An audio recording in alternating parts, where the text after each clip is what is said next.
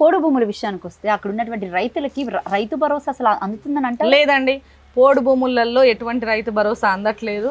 At the same time వాళ్ళని పళ్ళ తోటలు పెట్టుకోండి అంటే మళ్ళీ అడవులను పెంచడం కోసం పళ్ళ తోటలు పెట్టుకోమని వాళ్ళు వ్యవసాయం చేస్తారు. వాళ్ళు ఏం వేసుకుంటారు, రైతులు ఏం వేసుకుంటారో వాళ్ళకి ఆ విధంగా సహకరించాలి. అట్లా కాకుండా వీళ్ళకి నచ్చింది మాత్రమే వాళ్ళు పెట్టేలాగా అది చేస్తున్నారు. బోర్లు అని చెప్పిండ్రు 3 ఫేజ్ కరెంటు బీఆర్ఎస్ ప్రభుత్వంలోనే గిరిజన రైతులకు ఇచ్చాము. బోర్లు వేయించకుండా ఏం చేస్తారంటే 10 సార్లు ఫారెస్ట్ ఆఫీస్కి ఇటు 10 సార్లు ఫారెస్ట్ ఆఫీస్కి ఇటు తిరగాలి. ఈ భూమి అయినదే అని నిరూపించుకోవడానికి అటు ఎంఆర్ఓ సహకరించరు, ఇటు ఫారెస్ట్ ఆఫీసర్ సహకరించరు, ఎవరు సహకరించరు. కేవలం మాటలు మాత్రమే. చేతలకు వచ్చేసరికి మాత్రము అంతకుముందు తెలంగాణ రాకముందుకు మనం అధికారుల చుట్టూ ఎన్నిసార్లు అయితే చెప్పులు అరిగేదాకా తిరిగేదో ఇప్పుడు కాంగ్రెస్ వచ్చినాక కూడా అట్లనే ఉంది. రైట్. అయితే ఈ రోజు ప్రత్యేకంగా అరెస్ట్ చేసి మిమ్మల్ని ఒక ఆడబిడ్డ అయ్యుండి కూడా ఇంతసేపు పోలీస్ స్టేషన్లో పెట్టడాన్ని మీరు ఏ విధంగా చూస్తారు? నిజంగా అండి చాలా బాధాకరం. తెలంగాణలో అది కూడా ములుగు లాంటి ప్రాంతంలో ఈ విధంగా జరగడం, అది కూడా ఒక గిరిజన బిడ్డని ఇంతసేపు పోలీస్ స్టేషన్, ఆదివాసీ మహిళను ఇంతసేపు పోలీస్ స్టేషన్లో పెట్టడం అనేది చాలా బాధాకరము. ఎంత బాధాకరం అని అంటే అసలు చర్యలు తీసుకోవాల్సినటువంటి వాళ్ళ మీద చర్యలు తీసుకోకుండా, చేయాల్సిన పనులు చేయకుండా మహిళనైనటువంటి నా మీద ఇంత క్రూరత్వంగా ప్రవర్తించడం అనేది మంత్రి సీతమ్మకి ఆమెకే చెల్లుతుంది, ఇంకెవరికి చెల్లదు. అంటే ప్రోటోకాల్ ప్రకారం ఈ రోజు అసలు ఎలాంటి ధర్నాలు నిర్వహించొద్దని పోలీసు వాళ్ళు మీకు ముందే చెప్పడం జరిగిందంట కదా? నిన్న మేము 7వ తారీఖున సభ చేసుకుంటామని చెప్పేసి మేము ముందే ప్రకటించిన తర్వాత రోజు పర్మిషన్ కోసం అని చెప్పేసి మేము ఎస్పీ గారి ఆఫీస్కి, డిఎస్పీ గారి ఆఫీస్కి మా లీడర్స్ని నాయకులను పంపించడం జరిగింది. పంపించినటువంటి తరుణంలో పంపించినటువంటి గంటకే సిటీ పోలీస్ యాక్ట్ ములుగులో అమల్లో ఉంటుంది. 4వ తారీఖు నుంచి 31వ తారీఖు వరకు అని చెప్పేసి ఎస్పీ శబరీష్ గారు రిలీజ్ చేయడం జరిగింది. మరి ఇటువంటి సందర్భంలో ఈ యాక్ట్ ఎవరి కోసం పెట్టిరని అనుకోవాలి? అంటే ప్రశ్నించకూడదు. ములుగులో ధనసరి అనసూయ మంత్రి మీద ఎవ్వరు ప్రశ్నించకూడదు. ప్రశ్నించే గొంతుకులను ఇట్లా నియంతృత్వ పాలన ద్వారా నొక్కి పట్టేస్తుంది. ఇక్కడ ఉన్నటువంటి చాలా అట్లనే రకరకాలుగా ఇది చేస్తుంది. ఇక్కడ ఎవ్వరు ప్రశ్నించొద్దు. ప్రశ్నించిన వాళ్ళ మీద దాడులు, ప్రశ్నిస్తే చుక్కా రమేష్కి ఎదురైనటువంటి సమస్యలు, మా బీఆర్ఎస్ సోషల్ మీడియా ఎవరైనా ప్రశ్నిస్తే వాళ్ళని ఫోన్లు చేసి అశోక్ అన్న మాట్లాడతాడట అని చెప్పేసి ఆమె దొంగ సర్టిఫికెట్ల అధ్యక్షుడు ఉన్నాడు కదా, ఆయనతోని ఫోన్లు చేపించి మా బీఆర్ఎస్ పార్టీ వాళ్ళతోని బెదిరిస్తుంది, వీళ్ళను మా పార్టీ కార్యకర్తలను బెదిరిస్తూ ఉంటుంది. అంతెందుకమ్మా, ఈరోజు నేను ఒక కార్యకర్త, నా కార్యకర్త ఇంట్లో ఉన్నా, నా కార్యకర్తకు ఫోన్లు చేయాల్సిన అవసరం ఆమెకేమొచ్చింది? ఆయన భయపడి ఫోన్ ఎత్తలే. అంటే వాళ్ళు ఎంత నీచానికి దిగజారుతున్నారో ఈ సందర్భాలను బట్టే మనం అర్థం చేసుకోవచ్చు. రైట్. అంటే ఇక్కడ ఉన్నటువంటి నియోజకవర్గ ప్రజలే కొంతమంది చెప్తున్నటువంటి మాట ఏంటంటే మట్టి దందా ఎక్కువైపోయింది, ఇసుక దందా ఎక్కువైపోయింది అన్న ఆరోపణలు కూడా నాకు గట్టిగా వినిపిస్తుంది. ఈ రోజు ఇప్పటికిప్పుడు వాళ్ళు ఏమంటారు, మేము ఇసుక దందాను ఆపినాం, మట్టి దందాను ఆపినాం, రకరకాల ఆపినాం అని చెప్పేసి వాళ్ళు అంటున్నారు. నేనేమంటున్నా అంటే ఈ రోజు శివాపూర్లో ఒక పెద్ద ఆయన చనిపోయిండు. చిన్నబోయినపల్లి ఏటూరునగర మండలం శివాపూర్కు సంబంధించిన గ్రామస్తుడు ఒక పెద్ద ఆయన లారీ గుద్ది చనిపోయిండు. సరే ఇక్కడ ఏం జరగట్లేదు కదా, మరి లారీలు ఎట్లా తిరుగుతున్నాయి? ఎన్ని లారీలు పోతున్నాయి ములుగు నియోజకవర్గంలో? ఎంతమంది? మీకు మీరే ఒక ఆర్టీఐ వేసి తీసుకోండి. ఈ సంవత్సరన్నర కాలంగా ఎంతమంది ఇసుక లారీలు గుద్ది చనిపోయినరు? నేను అంటున్నా 30కి పైగా ఎక్కువ మంది ఇసుక లారీలు గుద్ది చనిపోయినరని నేను చెప్తున్నా. రైట్. ఇటు వరంగల్ అండ్ ములుగు నియోజకవర్గానికి సంబంధించి ఇంత పెద్ద ఎత్తున ఈరోజు ఇంత హైడ్రామా నడుస్తుంటే కూడా మీడియా ఛానల్స్ ఏవి కూడా దీన్ని ఫోకస్ చేయకపోవడానికి గల కారణాలు ఏమై ఉండొచ్చు అంటారు? మంత్రికి భయపడి ఉండొచ్చు, నేనైతే అట్లనే అనుకుంటున్నా.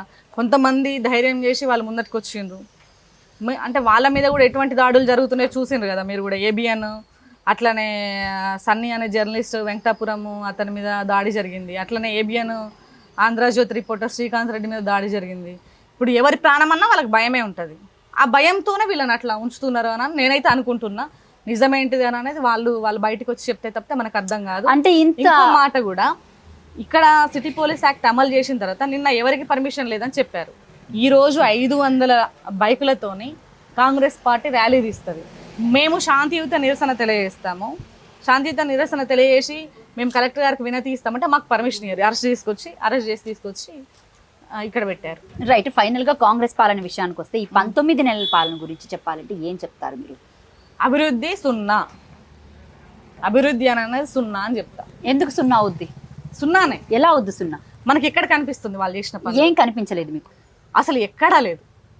హామీలు గ్యారంటీల విషయాలు పక్కన పెడితే తెలంగాణ రాష్ట్రాన్ని మరొక మెట్టు ఎక్కించామని కాంగ్రెస్ ప్రభుత్వం చెప్పుకుంటుంది. ఏది మొన్న అందాల పోటీలు కానివ్వండి, లేకపోతే ఈ గద్దర్ అవార్డ్స్తో కానివ్వండి, ఇలాగ కొన్ని కార్యక్రమాలు చేసుకుంటూ.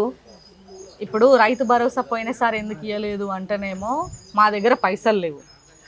టీచర్లు వాళ్ళకి సంబంధించినటువంటి ఉద్యోగస్తులు వాళ్ళకి సంబంధించినటువంటి హక్కుల గురించి వాళ్ళు అడిగితేనేమో పైసలు లేవు. అందాల పోటీకి పైసలు వచ్చినాయా? అవార్డ్స్కి పైసలు వచ్చినాయా? మరి ఈ పైసలు ఎక్కడి నుంచి వస్తున్నాయి? అసలైన మన రాష్ట్రం కోసం అభివృద్ధి కోసం కష్టపడేటువంటి ఉద్యోగస్తులకు ఇవ్వడానికి నీకు పైసలు ఎందుకు లేవు? వీటికి ఎట్లా పైసలు వచ్చినాయి?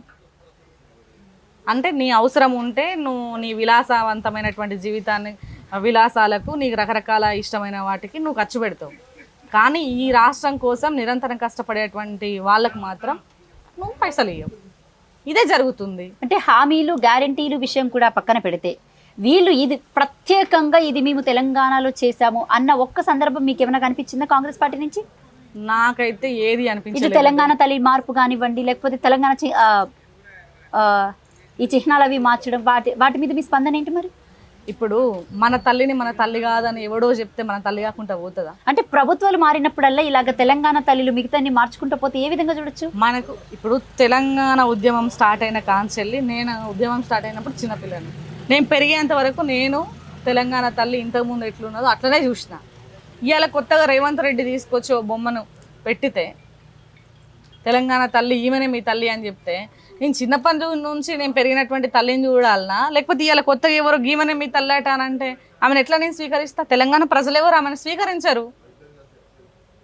ఎట్లా స్వీకరిస్తారు? ఫైనల్గా రేవంత్ రెడ్డి పాలన, కాంగ్రెస్ పాలన కూడా పక్కన పెడతాం, కాంగ్రెస్ పార్టీ గురించి పక్కన, రేవంత్ రెడ్డి పాలన గురించి ఏం చెప్తారు? రేవంత్ రెడ్డి పాలన అబద్ధాల పాలన, అబద్ధాలు, అన్ని బూతులు. మా పిల్లోడు కూడా ఆయన బూతులు చూసి మమ్మీ చిచి రేవంత్ రెడ్డి ఏంది మమ్మీ ఇంత బూతులు మాట్లాడుతున్నాడు అని అంటాడు. పిల్లలు ఇప్పుడు అందరు ఫోన్లు పట్టుకుంటారు, యూట్యూబ్లు చూస్తున్నారు. మమ్మీ ఏంది మమ్మీ ఇంత రోతగా మాట్లాడుతున్నాడు, తీసేయి అని అంటాడు. అంటే పిల్లలే అసహించుకునేంత రోతగా ఆయన పాలన ఉన్నది, ఆయన మాటలు ఉన్నాయి. నోటి శుద్ధి లేదు. కాబట్టి ఆయన మార్చుకోవాల్సినటువంటి అవసరం ఉన్నది. పిల్లలకు ఒక రాష్ట్ర సీఎం ఆదర్శవంతంగా ఉండాలి తప్పితే పిల్లలు కూడా రోత చిచి అనుకునే విధంగా ఉండొద్దు అని అనేది నా అభిప్రాయం. రైట్. ఇంకొక క్వశ్చన్ వేస్తాను మేడం. రీసెంట్గా ఆయన మొన్న జరిగినటువంటి కార్గే సభలో ఎక్కడైతే ఎల్బీ స్టేడియంలో మాట్లాడాడో ఆయన ఒక మాట అన్నది జరిగింది.